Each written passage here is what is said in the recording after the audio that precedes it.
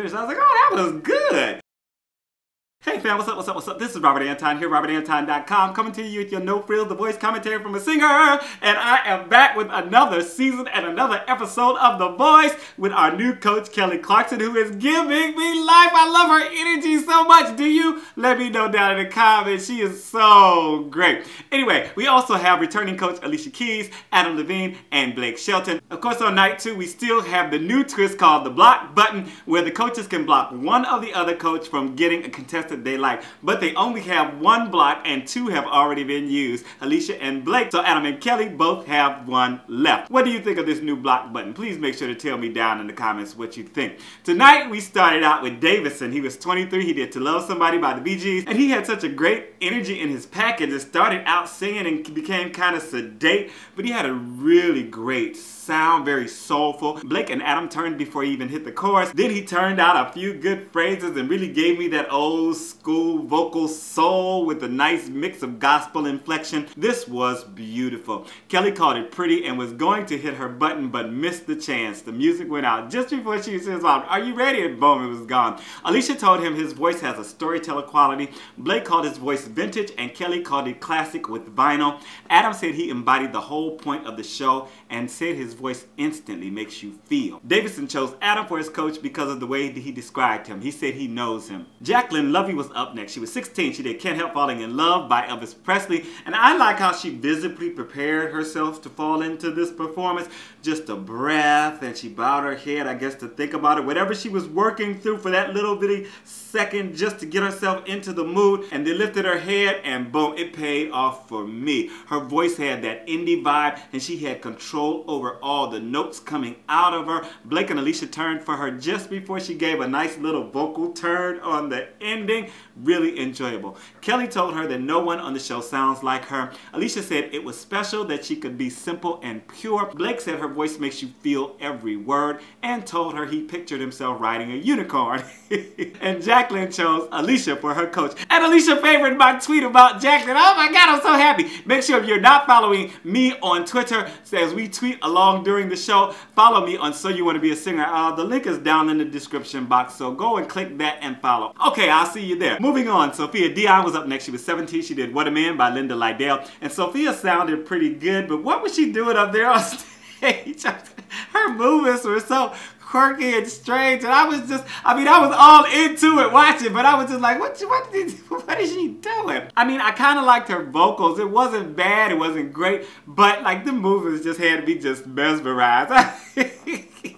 But no coach's turn for her. Kelly said she was so close, but she didn't recognize the song at first, but she was waiting for a little extra also. Blake said that the arrangement could have been cleaned up because he had places where he couldn't understand the lyrics. Then we had a montage. Brittney Spencer, Karianne Jean, and Wild D something, it went by so fast I didn't even catch it, didn't make a team, but they got some comments from the coaches. And please make sure to thumb up the commentary. Let me know that you are watching and give me your comments. I want to see your comments down in the comments section. I thank you so much for watching, and I thank you for your thumbs. Molly Stevens was up next. She was 34. She did Heavenly Day by Patty Griffin. And she sang 2 words, and Blake turned, and then so did Kelly. She was up there with her guitar just telling the story. There was a lot of character in her voice, and her wail was a kind of muted guttural scream, which she hit over and over and over again. I was like, you better go ahead on, girl. Blake was talking to her selling his country lane, while Kelly was selling her country music awards. Everybody tried to go country over here. Blake told her that it's fun to watch her perform because it looked like she was really sinking her teeth into it. And Molly chose Kelly. Then there was Dylan Hardigan. He was 21. He did Danny's Song by Loggins and Messina,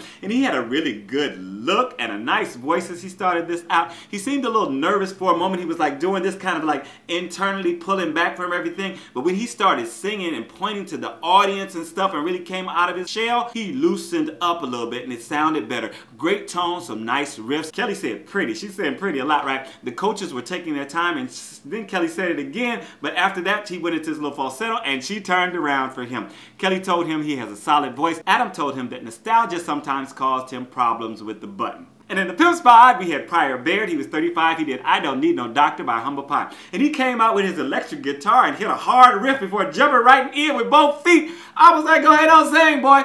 Adam was the first to turn for him, even though there didn't seem to be anything amazing happening to me. I liked his vibe and he had a solid stage presence and was singing them blues though. Blake and Alicia turned for him and Blake stood up and then Kelly also turned. He was rough and tumble with it. Not a lot of fuss, but just quiet intensity throughout. I was really taken by the time he was finished. I was like, oh, that was good. Kelly loved the soulfulness and his rocking out to the music. Adam said the way he makes the guitar sound is singular and that he doesn't usually know people who sing as well as they play. Blake referenced Pete Anderson and called him an incredible vocalist, and Alicia liked his power and range. And Pryor chose Blake for his coach, saying they have kindred spirits and he'll focus on what he wants his music to sound like. All right, that's it for this week, the premiere week of The Voice Season 14. This is Robert Anton, robertanton.com. Tell me who you like the best so far down in the comments. Next week, I might be gigging on Monday night, so I might be singing my heart out while they're singing their heart out. So if I'm not, there will not be commentary on Monday, but there will be commentary on Tuesday.